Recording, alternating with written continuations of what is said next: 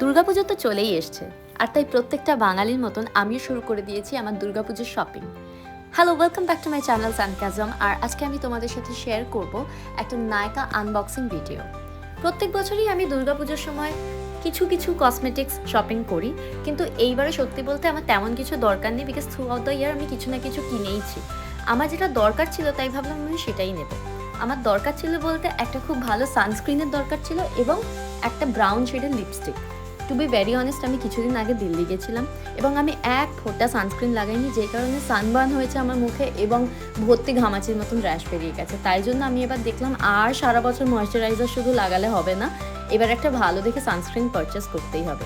তাই জন্য আমি এই সানস্ক্রিন আর এই ব্রাউন লিপস্টিকটা অর্ডার করে দিয়েছিলাম নায়কা থেকে। ডট অ্যান্ড কি ওয়াটারমেলন কুলিং সানস্ক্রিনটা আমি নিয়েছি এবারে।